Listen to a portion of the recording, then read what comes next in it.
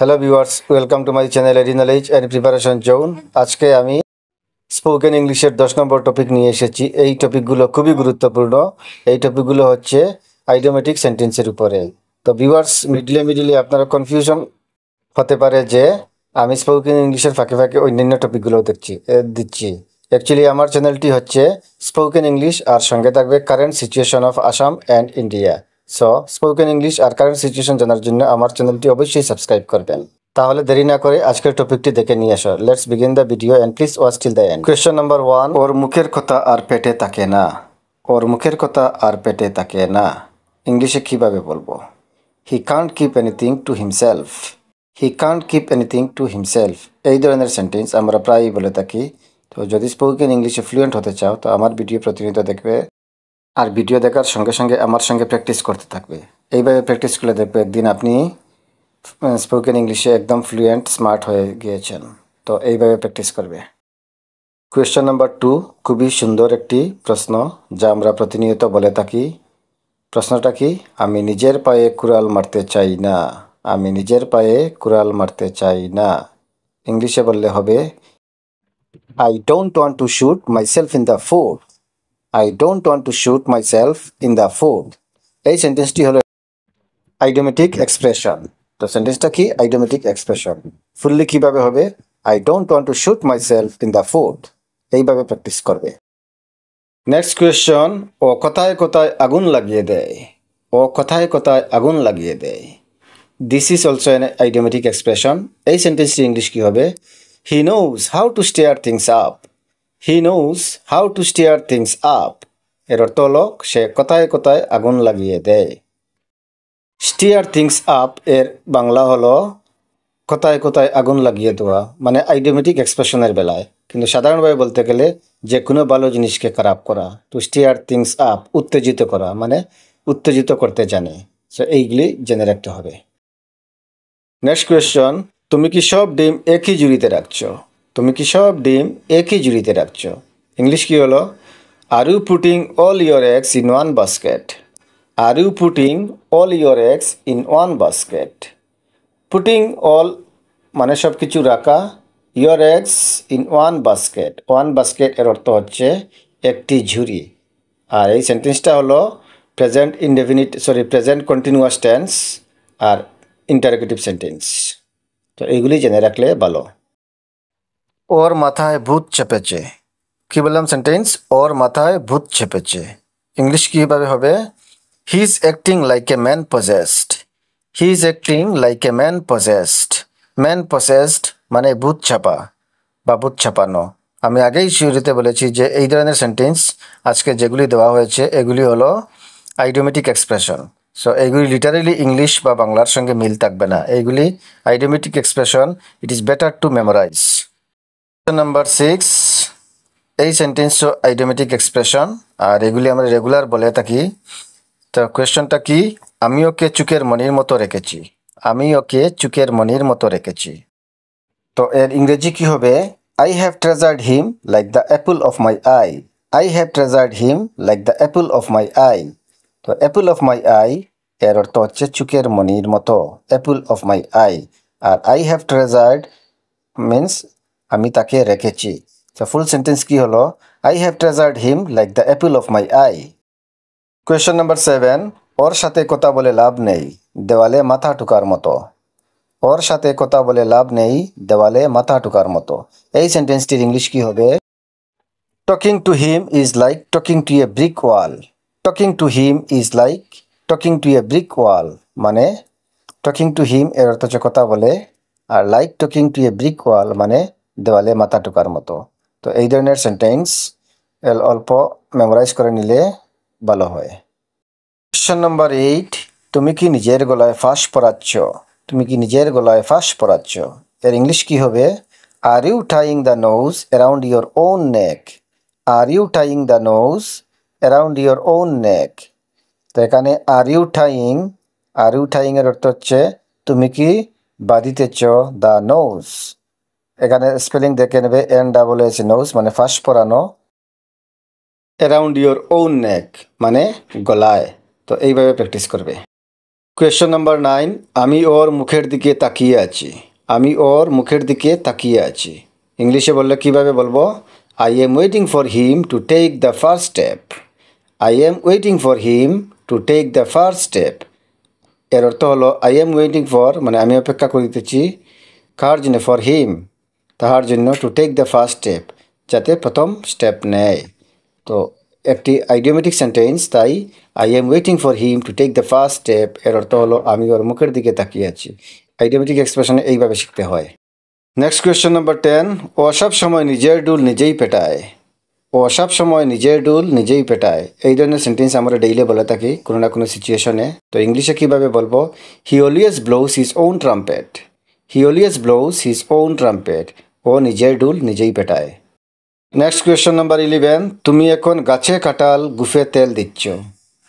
এটি একটি idiomatic sentence. তুমি এখন গাছে কাঁঠাল গুফে তেল দিচ্ছ। ইংলিশে বললে কিভাবে হবে? You are counting your chickens before they hatch. You are counting your chickens before they hatch. আর যদি তোমরা আইডিওমেটিক সেন্টেন্সের বাংলা হোক বা ইংলিশ হোক এগুলির অর্থ জেনে নিতে চাও তাহলে কমেন্টের মাধ্যমে জানিয়ে দেবেন। আমি সেপারেট ভিডিও বানিয়ে এই ওগুলির অর্থ বলে দেব। যেমন তুমি এখন গাছে কাঁঠাল গুফে তেল দিচ্ছ, এর অর্থ কী হবে? বাংলায়, সাধারণ বাংলায় অর্থ কী হবে? কোয়েশ্চন নাম্বার 12, ওর সব কাণ্ড কারখানা আমার নখদর্পণে। এই ধরনের সেন্টেন্সও আমরা বলে থাকি ওর সব কাণ্ড কারখানা আমার নখদর্পণে। ইংলিশ কী হবে? I know all his tricks like the back of my hand. I know all his tricks like the back of my hand. I know মানে আমি জানি, অল হিজ ট্রিক্স সব ট্রিক্স বা সব কাণ্ড কারখানা, like the back of my hand মানে আমার হাতের মুঠোয়। আমার হাতের মুঠোয় ওর সব কাণ্ড কারখানা। ইংলিশে কী হবে? I know all his tricks like the back of my hand. Question number 13, তুমি কি আমাকে ঘুরিয়ে ফিরিয়ে কথা বলছো। কোয়েশ্চনটা কি? তুমি কি আমাকে ঘুরিয়ে ফিরিয়ে কথা বলছো। এই ধরনের কথা আমরা এভরিডে ইউজ করে থাকি। তো ইংলিশে কীভাবে বলবো? Are you beating around the bush with me. Are you beating around the bush with me. তুমি কি আমাকে ঘুরিয়ে ফিরিয়ে কথা বলছো। এখানে বিট অ্যারাউন্ড দ্য বুশ এর অর্থ হচ্ছে ঘুরিয়ে ফিরিয়ে কথা বলা। তো এই সেন্টেন্সে যেহেতু প্রেজেন্ট কন্টিনিউয়াস টেন্স সেই জন্য বিটিং হয়েছে। বিট অ্যারাউন্ড দ্য বুশ, মনে রাখবে, বিট অ্যারাউন্ড দ্য বুশ এর অর্থ হলো ঘুরিয়ে ফিরিয়ে কথা বলা। পরবর্তী কোয়েশ্চন, ও নাক উঁচু করে কথা বলে। ও নাক উঁচু করে কথা বলে। ইংলিশ কী হবে? He talks with his nose in the air. He talks with his nose in the air. He talks সে কথা বলে, with his nose in the air নাক উঁচু করে। আইডিওমেটিক সেন্টেন্স। সো এইভাবে শিখতে হবে। কোয়েশ্চন নাম্বার 15, আমি তোদের খেলার পুতুল নই। কি বললাম? আমি তোদের খেলার পুতুল নই। ইংলিশে কি হবে? I am not your puppet. I am not your puppet. আমি তোদের খেলার পুতুল নই। কোয়েশ্চন নাম্বার 16, ও নিজের পিঠ বাঁচানোর চেষ্টা করছে। এইটি একটি সেন্টেন্স যা আমরা সবসময় বলে থাকি, ও নিজের পিঠ বাঁচানোর চেষ্টা করছে। ইংলিশে কীভাবে হবে? He is trying to save his own skin. He is trying to save his own skin. He is trying এর অর্থ হচ্ছে সে চেষ্টা করছে, to save his own skin. This is an আইডিওমেটিক expression. এটি হলো একটি ফ্রেজ যার অর্থ হলো পিঠ বাঁচানোর চেষ্টা করা। আর বলছি ভিউয়ার্স, যদি আপনাদের শুধু ফ্রেজেস অ্যান্ড ইডিয়মসের উপরে শুধু অর্থ জানার ইচ্ছা থাকে তাহলে আমাকে কমেন্টের মাধ্যমে বলে দেবেন, আমি সেপারেটলি ভিডিও বানিয়ে দেব। কোয়েশ্চন নাম্বার 17, তোমার চোখে ধুলো দেওয়া যাবে না। তোমার চোখে ধুলো দেওয়া যাবে না। ইংলিশ কী হবে? You can't be fooled. You can't be fooled মানে তোমাকে বোকা বানানো যাবে না। আমি আগেই বলেছি এই সেন্টেন্সগুলো আইডিওমেটিক সেন্টেন্স, তো লিটারেলি এইগুলির বাংলার সঙ্গে ইংলিশ মিল থাকবে না, মুখস্থ করে নিতে হয় ফ্রেজেস অ্যান্ড ইডিয়মস, বিশেষ করে আইডিওমেটিক সেন্টেন্সগুলো। কোয়েশ্চন নাম্বার 18, আমি তোমাকে দাঁত ভাঙা জবাব দেব। আমি তোমাকে দাঁত ভাঙা জবাব দেব। এইটিও একটি আইডিওমেটিক এক্সপ্রেশন। তো সব সেন্টেন্সগুলি হচ্ছে আইডিওমেটিক এক্সপ্রেশন, বারবার বলে দেবো না। সো ইংলিশে বললে কী হবে? I will give you a fitting reply. I will give you a fitting reply মানে উপযুক্ত জবাব দিয়ে দেব। এগুলির সাধারণ অর্থ কী হয়? এগুলির উপযুক্ত জবাব দিয়ে দেব। I will give you a fitting reply. Question number 19, daily use sentence. এইটি কি দিয়েছে দেখি? তুমি কি আমার ধৈর্যের পরীক্ষা নিচ্ছ। তুমি কি আমার ধৈর্যের পরীক্ষা নিচ্ছ। Are you testing my patience. Are you testing my patience. Are you testing তুমি কি আমাকে পরীক্ষা করছো বা পরীক্ষা নিচ্ছ। মাই পেশেন্স আমার ধৈর্যের, পেশেন্সের অর্থ হচ্ছে ধৈর্য। সো ফুললি সেন্টেন্স হলো are you testing my patience. Question number 20, ও ইচ্ছে করে আমার রাগ বাড়াচ্ছে। ও ইচ্ছে করে আমার রাগ বাড়াচ্ছে। He is pushing my buttons on purpose. He is pushing my buttons on purpose. এইভাবে প্র্যাকটিস করে। নেক্সট কোয়েশ্চন, আমার দিকে তীর ছুড়ো না। আমার দিকে তীর ছুড়ো না। Don't take shorts at me. Don't take shorts at me. আমার দিকে তীর ছুড়ো না। নেক্সট, আমি ওর পিছু ছাড়বো না। আমি ওর পিছু ছাড়বো না। I won't let him of the hook. I won't let him of the hook. Of the hook এর অর্থ হচ্ছে পিছু ছাড়ানো। কি বললাম? পিছু ছাড়ানো, অফ দ্য হুক। তো এই সেন্টেন্সটি হলো I won't let him of the hook. Next number, তোমার চেহারায় সব লেখা আছে।